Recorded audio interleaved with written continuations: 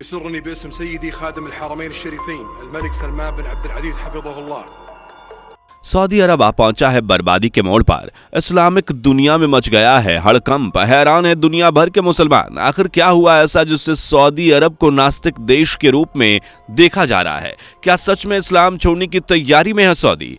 क्या है पूरा मामला, आइए जानते हैं। वीडियो में आगे बढ़ें उससे पहले अगर आप एक सच्चे हिंदू हैं तो सब्सक्राइब करें फैक्ट मंत्रा चैनल को और बेल नोटिफिकेशन को ऑल पर लगाएं ताकि कोई भी वीडियो मिस ना हो। आखिरी नबी का मुल्क निकल पड़ा है नास्तिकता की राह पर। सऊदी अरब जहां संविधान ही कुरान और कुरान ही कानून है, वहां खुलेआम होगा शराब, शबाब और कबाब का इंतजाम।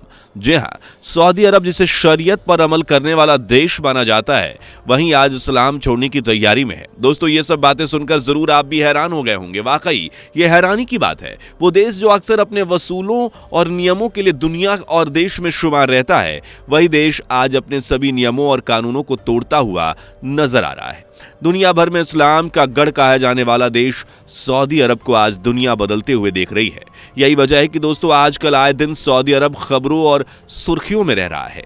दिन ब दिन सऊदी अरब में आती हुई तब्दीली को देख केवल इस्लामिक देशों में बल्कि दुनिया के हर वो कोना जहां इस्लाम धर्म को मानने वाले लोग रहते हैं, उनके माथे पर चिंता की झुर्रियां नजर आ रही हैं। क्योंकि जो बर्बादी और तबाही की भविष्यवाणी पैगंबर हजरत मोहम्मद ने अरब और अरबियों के लिए की है, वो सऊदी अरब में होने वाली तब्दीली को देखकर पूरी होती हुई नजर आ रही है। दोस्तों, सऊदी अरब जिसके इतिहास पर अगर हम गौर करें तो एक ऐसा देश जो अपनी सख्त विचारधारा के लिए जाना जाता था, आज नाइंसाफी बिल्कुल बर्दाश्त तो नहीं की जाती थी। जहां यही नहीं, इस देश को सखावत और तहजीब वाला देश भी माना जाता था, लेकिन आज इसी देश की धरती पर नाच गाना और हर तरह की अश्लीलता को आम बनाया जा रहा है। अरब की जमीन पर ऐसी हरकतों को देखकर आज इस्लामिक दुनिया में हड़कंप मच गया है। दोस्तों, वाकई इस बात में कोई शक नहीं कि शरीयत और इस्लाम का नाम जितना सुनने में अच्छा लगता है, उतना ही कठिन इस पर अमल करना होता है। बिल्कुल ऐसा ही कुछ सऊदी अरब का आलम है, जहां सऊदी अरब के क्राउन प्रिंस मोहम्मद बिन सलमान अल सऊद और उनके साम्राज्य को शरीयत के ऊपर चलना और इस्लाम पर अमल करना मुश्किल लगने लगा है। यही नहीं, बताया तो ये भी जा रहा है कि सऊदी अरब को बदलने के लिए करीब 80 मंसूबों की प्लानिंग भी की गई है, जिसे करीब 2030 तक पूरा किया जाएगा, जिसके तहत शाह अब्दुल्ला बंदरगाह बनाने की प्लानिंग है। यही नहीं, इन मंसूबों में न्यूम शहर भी शामिल है, जिसके लिए बताया जा रहा है कि यहाँ कोई शरिया कानून लागू नहीं होगा। दोस्तों, इन बातों से ही समझ सकते हैं कि सऊदी अरब कितनी तब्दीली से होकर गुजर रहा है, जहां कि जल्द ही पैगंबर इस्लाम की भविष्यवाणी के तहत अपनी बर्बादी के रास्ते पर चल निकला है। लेकिन अब ये सब कुछ तो नहीं दोस्तों। इस समय जो सऊदी अरब में हो रहा है और होने वाला है, उसे देखकर सुनकर तो आप दंगी रह जाएंगे, जो आगे हम आपको बताने वाले हैं। लेकिन उससे पहले आइए इस देश के इतिहास की तरफ आपको लेकर चलते हैं, जहां से इस मुल्क को एक देश का दर्जा मिला और ये किस तरह एक मशहूर इस्लामिक साम्राज्य बन गया, जानते हैं। लेकिन आपसे रिक्वेस्ट है कि अगर वीडियो को अभी तक लाइक नहीं किया तो जल्दी से कर दीजिए और चैनल पे नए हैं तो सब्सक्राइब करना ना भूलें। दोस्तों, एक समय ऐसा था जब इस देश को उस्मानी तुर्क साम्राज्य का हिस्सा माना जाता था, लेकिन यहाँ भी एक ऐसी हवा चली जिसने मुल्क को अलग अलग टुकड़ों में बांट दिया। यह हवा थी नस्लवाद और राष्ट्रवाद की। ये एक ऐसी विचारधारा रही जिसने इस मुल्क को तोड़कर एक अलग मुल्क सऊदी अरब बना दिया। लेकिन केवल सऊदी अरब बल्कि अरब का पूरा इलाका तुर्क साम्राज्य का हिस्सा हुआ करता था, जहां आज के समय में छोटे छोटे अरबी बोलने वाले देश देखे जा रहे हैं, वो सब कभी एक बड़े से देश का हिस्सा हुआ करते थे।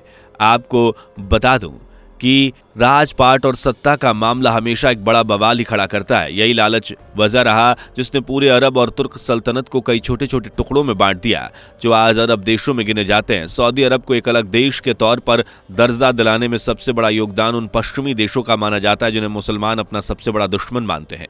वैसे आपको बता दें कि इस मुल्क का नाम अल हिजाज हुआ करता था, लेकिन अल सऊद के नाम पर देश का नाम सऊदी अरब रखा गया। अल सऊद ने और उनकी संतानों ने बारी बारी से अरब की सरजमी पर अपनी हुकूमत चलाई, जहां अल सऊद की बादशाहत में सऊदी अरब एक अलग ही देश बन के दुनिया भर में उभरा। अल सऊद ने पूरी दुनिया को इस्लाम का एक नया पैगाम देना शुरू किया। उन्होंने इस्लाम के नाम पर नई विचारधारा दुनिया के सामने पेश की, जिसे दुनिया के बहुत से देशों ने गलत माना।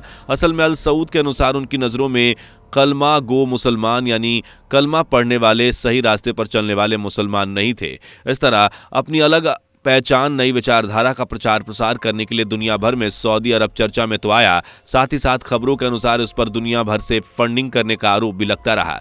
खैर, इस तरह के धीरे धीरे ये देश इस्लाम का गढ़ भी माना जाने लगा और वाकई में एक तरह से इस्लाम का गढ़ ही है, जहां सबसे ज्यादा इस्लाम को मानने वाले लोग रहते हैं। और सबसे खास बात तो यह है कि इस देश में ही मक्का और मदीना है, जो मुसलमानों की सबसे पवित्र जगह मानी जाती है, जहां हर साल लाखों मुसलमानों की भीड़ हज करने पहुंचती है। पर अब यह इस्लाम का गढ़ पहले की तरह नहीं रहा। यह देश अपने इतिहास के सबसे बड़े बदलाव से होकर गुजर रहा है और आने वाले समय तक तो यहाँ इतनी तब्दीली होने वाली है जो शायद किसी ने सोचा भी नहीं होगा।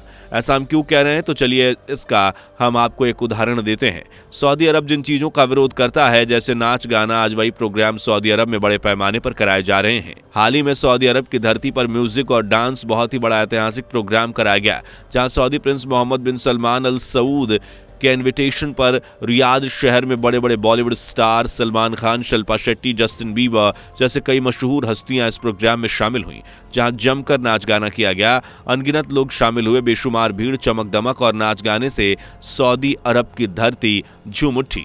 यही नहीं, कलाकारों के नाच गाने को देखने के लिए तो सऊदी अरब के शेख भी बड़ी संख्या में कूद पड़े। वहीं सहाबा की संतान की हरकतों ने तो इस्लामिक दुनिया में सनसनी मचा दी है। सहाबा जिन्हें इस्लाम में एक खास मुकाम हासिल है, लेकिन आज उनकी संतानें नाच गाने और मौज मस्ती में इतनी मशगूल हो गई हैं कि उन्हें कोई होश ही नहीं है। ये सब देख आज दुनिया के मुसलमान बेहद हैरान हैं कि सहाबा के संतान और वो भी अरब की सरजमी पर ऐसी हरकतें कर रही हैं। मतलब ये तो वाकई हैरानी की बात है।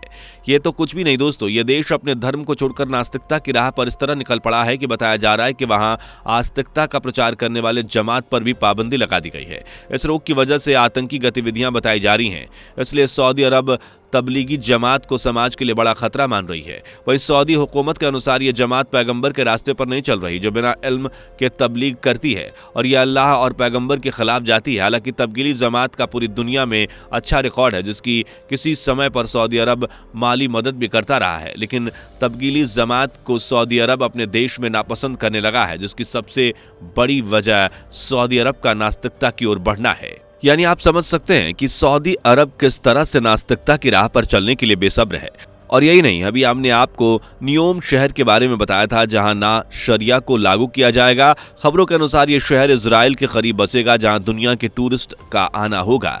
यहाँ के कानून सऊदी अरब के कानून से पूरी तरह अलग होंगे, जहां बड़े बड़े खूबसूरत होटल्स, शबाब का भी फुल इंतजाम होगा। बोले तो सब कुछ खुल्लम खुल्ला होगा। साथ ही ये शहर दुनिया के महंगे शहरों में शुमार भी किया जाएगा, जिसके जरिए सऊदी खूब पैसा कमाएगा।